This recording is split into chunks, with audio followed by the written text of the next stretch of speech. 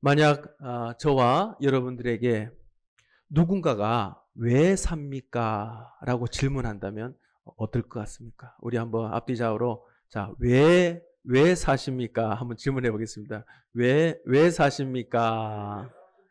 네. 예, 왜 사십니까? 자, 갑자기 왜 사냐? 예, 그렇게 딱 질문을 하면 너무너무 참 당황스럽죠. 물론 알고는 있습니다. 그죠? 예, 알고는 있는데 참 당황스럽고 또 기분이 그렇게 썩 좋지 않은 그런 분들도 아마 계실 겁니다.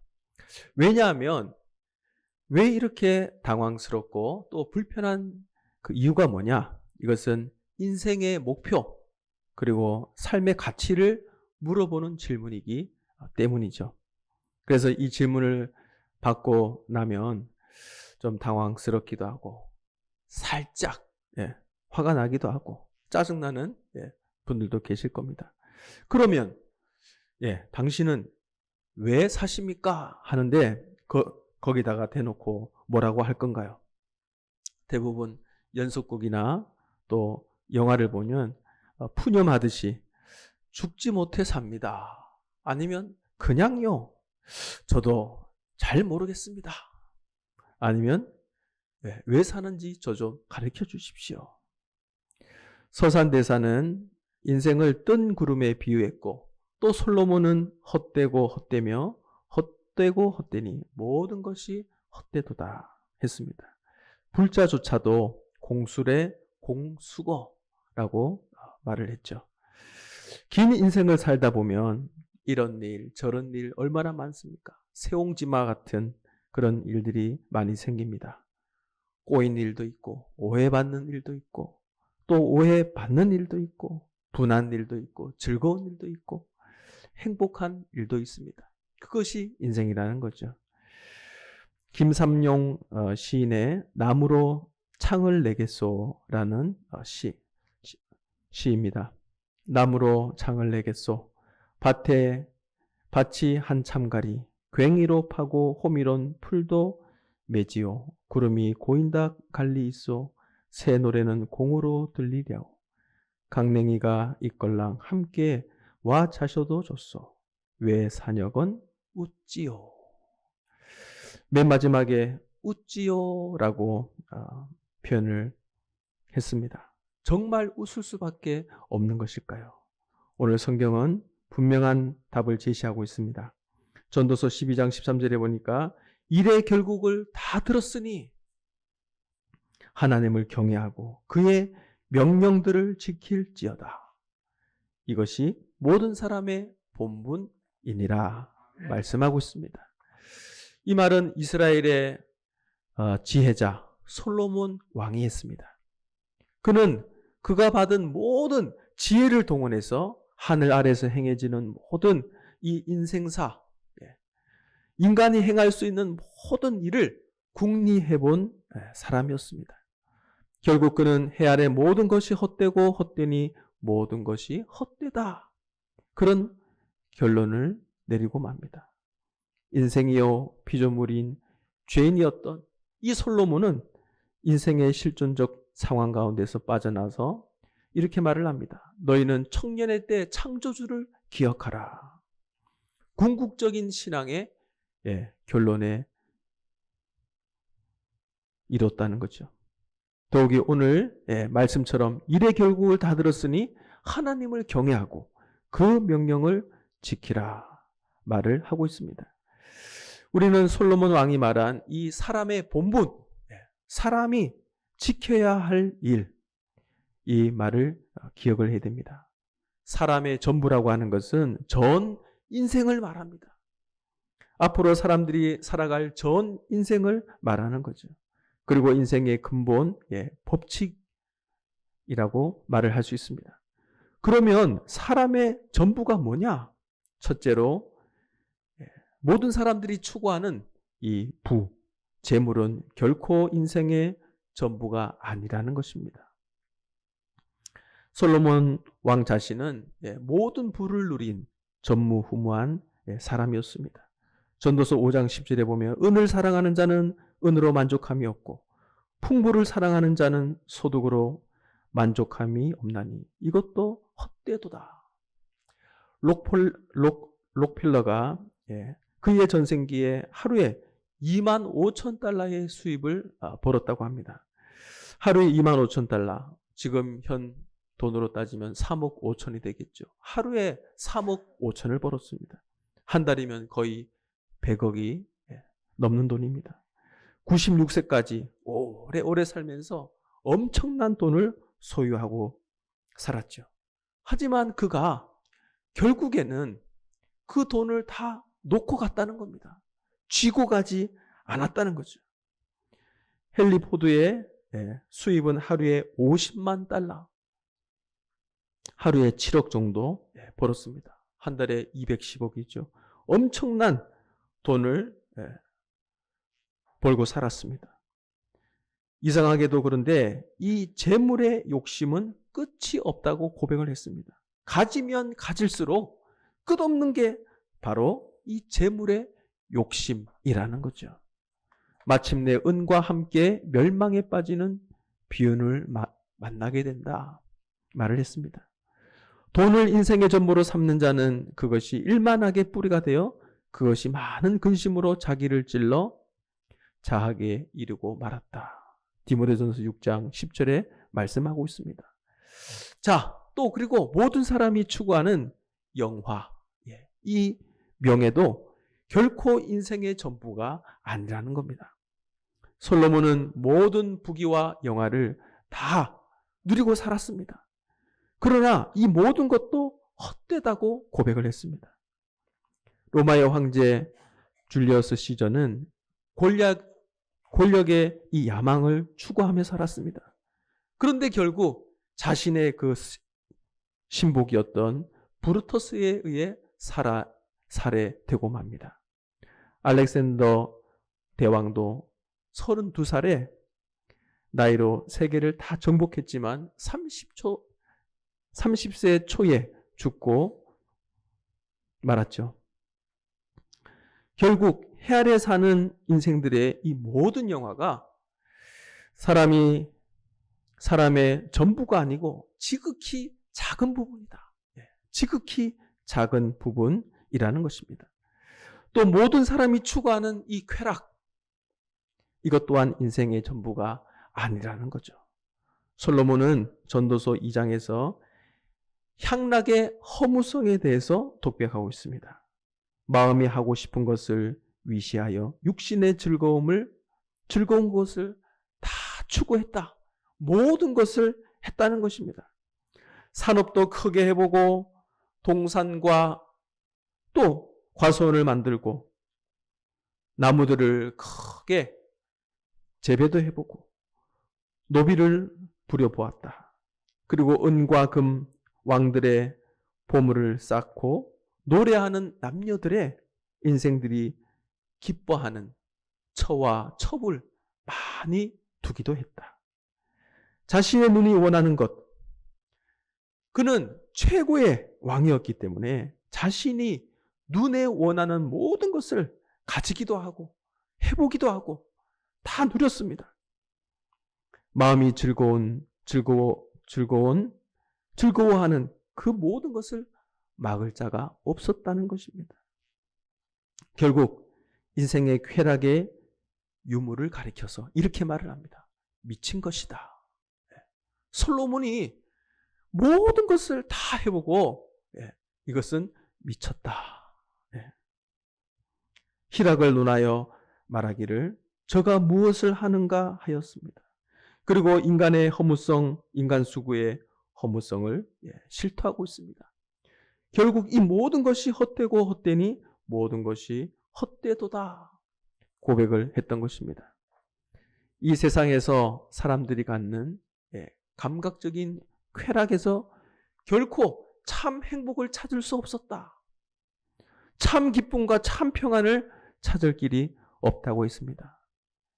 인생이 추구하는 쾌락이나 지혜나 수고가 결코 인생의 전부가 아니라는 것입니다. 인생의 한 부분이라는 거죠. 그래서 뭐가 전부냐? 따라하겠습니다. 하나님만이 인생의 전부다.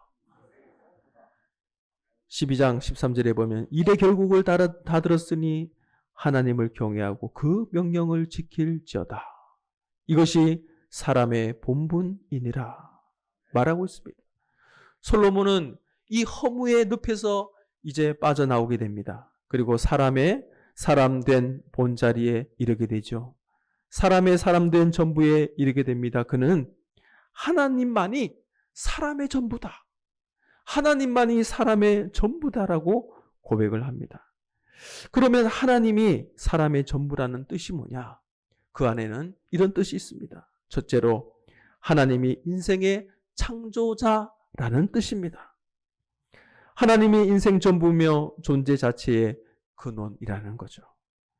창세기 2장 8절에 하나님이 이 흙으로 사람의 육신을 만드시고 그 코에 생기를 불어넣어 생명이 되게 했다 말하고 있습니다. 그 위에 아담을 깊이 잠들게 해서 그 갈빗대를 하나를 취해 여자를 만드시고 두 사람을 부부되게 해서 인류의 역사를 시작하게 했던 것입니다. 하나님은 사람의 알파요 오메가입니다. 사람은 하나님 안에 하나님의 피조물이라는 뜻이죠. 하나님만이 사람의 전부를 창조했을 뿐만 아니라 하나님만이 사람된 내용을 다 아시는 자다 말을 하고 있습니다.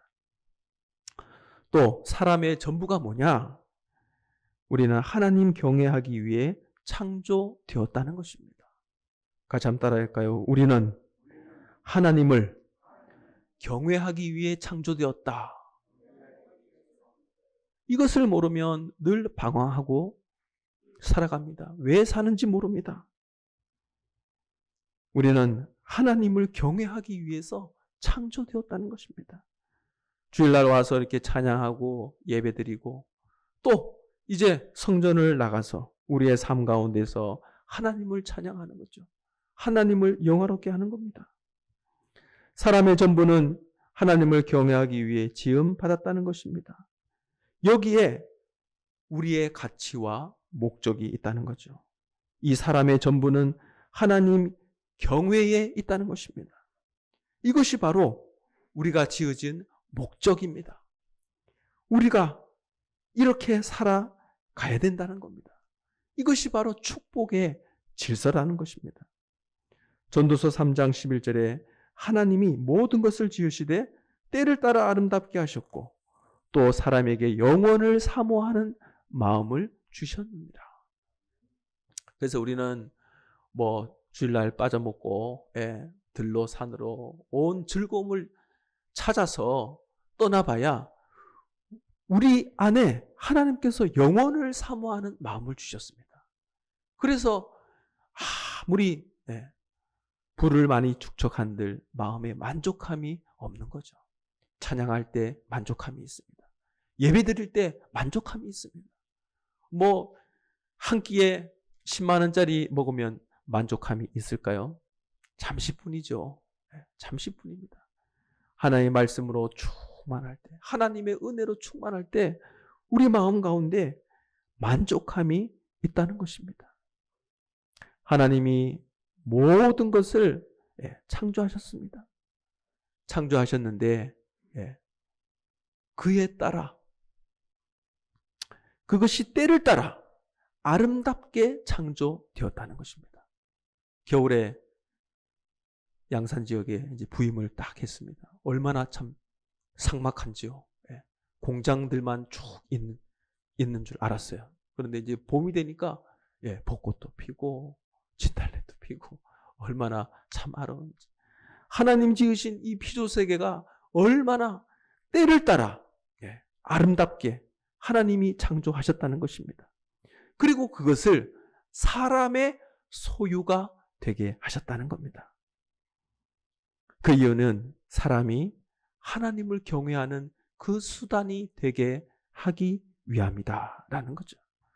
존재하는 모든 세계가 사람에게 종속되어 있게 하셨다는 것입니다. 그래서 창세기 1장 27절로 30절에 보면 모든 땅의 피조물, 하늘의 세계, 바다의 세계를 사람으로 주어서 그것을 사람들이 다스리게 했다는 겁니다. 무작정 개발해서는 안 되겠죠. 산사태가 나게 됩니다. 엉망이 됩니다. 잘 관리해야 됩니다. 그것들을 잘 사용하여 하나님 기뻐 받으시는 수단으로 해야 된다는 거죠. 그래서 사도 바울은 만물은 다 너희 것이요 너희는 그리스도의 것이요 그리스도는 하나님의 것이다 고백했던 것입니다. 그렇다면 존재하는 피조 세계가 인생의 전부가 아니라 존재하는 피조 세계는 인생을 위한 부분입니다. 수단일 뿐이라는 뜻입니다. 인생의 전부는 뭐냐? 따라하겠습니다. 하나님 자신이다. 그렇습니다. 하나님 자신이 우리 인생의 전부라는 것입니다. 이 목적을 알지 못하면 무슨 일을 하든 모든 것이 일시적인 가치일 뿐이고 더욱 허무해진다는 것입니다. 살아가는 목적이 있어야 그 삶이 가치가 있죠. 목적이 없으면 하루하루 얼마나 참 허무합니까?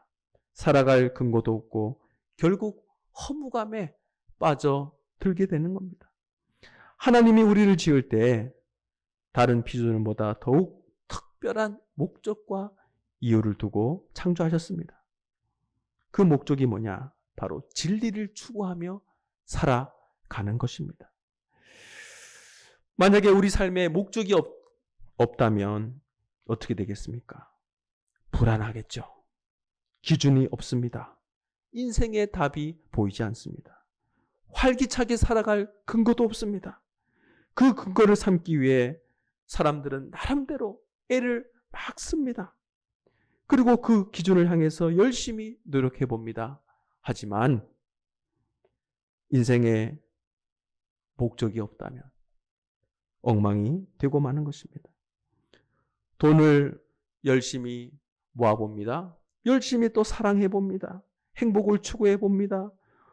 모든 것들을 달성한다 해도 인간은 여전히 불만족스럽고 또 불안한 감은 계속 된다는 거죠. 자, 또 우리 인생에 목적이 없다면 모든 것이 허무해집니다. 고민에는 두 가지 종류가 있죠. 목적이 있는 사람은 목적을 이루기 위해서 무엇인가를 더 잘해보기 위한 건전한 고민을 합니다. 그래서 삶의 질서도 있고 하나님을 드러내는 삶을 살게 되죠. 그런데 목적이 없는 사람은 내가 지금 도대체 무엇을 하고 있는가? 그 자체에 대한 근원적으로 불안한 고민 속에서 혼돈스럽다는 겁니다. 그래서 사람의 주된 이 목적이 뭐냐? 같이 따라하겠습니다. 하나님을 영화롭게 하자. 그렇습니다. 우리 사람의 주된 목적은 첫째로 하나님을 영화롭게 하는 것입니다. 나의 삶과 하나님의 영광 사이에 어떤 연관성이 있다는 것을 가르치고 있습니다. 그것은 뭐냐? 하나님은 사랑이고 하나님은 신이고 우리는 사람이다 라는 것입니다. 그래서 하나님의 영광과 나의 삶은 전혀 다른 세상의 개념처럼 생각하기 쉽지요. 하지만 바로 하나님을 영화롭게 하는 것, 이것이 바로 사람의 주된 목적이라는 것입니다. 하나님을 영화롭게 한다. 하나님을 영화롭게 한다. 이것은 하나님만을 증거하고 하나님만을 드러낸다는 것입니다. 하나님께서 기뻐하실 일이 뭔가 우리는 늘 생각해야 된다는 거죠.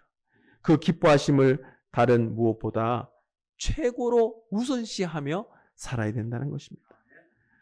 또한 하나님을 영화롭게 하는 것은 범사의 하나님을 인정하고 경외하는 겁니다. 모든 일에 범사의 하나님을 우리는 인정해야 되죠. 하나님의 살아계심을 인정해야 됩니다. 하나님께서 온 이 창조 만물을 창조하시고 지으시고 다스리시고 계심을 우리는 인정해야 됩니다. 눈에 보이지 않지만 하나님이 모든 것을 주관하고 계신다. 무엇보다도 나의 삶을 지금도 인도하고 계신다. 그런 믿음이 있어야 되겠습니다. 사람의 주된 목적 두 번째는 뭐냐? 같이 따라하겠습니다. 영원토록 그를 즐거워하는 것이다. 하나님을 우리는 영원토록 즐거워해야 된다는 것입니다. 그 뜻이 뭐냐? 나의 모든 생각, 마음을 하나님께 집중시키는 것입니다. 그리고 그분의 뜻과 행하심을 기대하고 원하며 그 뜻을 자발적으로 따르는 것을 말하고 있습니다. 우리가 사랑하는 대상이 있다면 어떻게 될까요? 첫째는 보고 싶습니다. 그죠? 사랑하는 대상이 있다. 보고 싶죠. 늘 같이 있고 싶습니다. 같이 있으면 어떻습니까? 기쁘고 즐겁고 또 그가 좋아하는 것을 같이 하고 싶어 합니다. 또 그가 원하는 것을 해주고 싶고 또 그의 마음을 알아주고 싶고 또 그가 나의 모든 것을 공유하고 싶어 합니다. 기쁨도 공유하고 슬픔도 공유하고. 우리가 하나님을 사랑하지 않습니까? 그러면 어떻게 되겠습니까? 공유해야 되지 않겠습니까? 하나님이 기뻐하시는 것을 해드리고 하나님이 기뻐하시도록 내가 노력하고 또 하나님이 원하시는 것을 자발적으로 하고 나의 모든 것을 하나님께 아뢰고 그것이 바로 하나님을 즐거워한다는 것입니다. 말씀을 정리하겠습니다. 오늘 인간의 주된 목적이 뭐냐? 우리가 무엇을 위해서 살아가야 되느냐? 거기에 대해서 말씀을 나누었습니다. 사람이 무엇을 위해 살아야 하는가? 첫째는 하나님을 영화롭게 하는 것입니다. 그리고 그분을 그토록 즐거워하는 것입니다. 하나님을 영화롭게 하고 또 하나님을 즐거워하는 여러분 되어주셔서 하나님과 깊은 교제 속에서 그 참 기쁨을 누리고 또 참 인생의 참 목적을 알고 기쁨을 누리며 축복을 누리는 우리 모든 성도님들 되시길 축복합니다.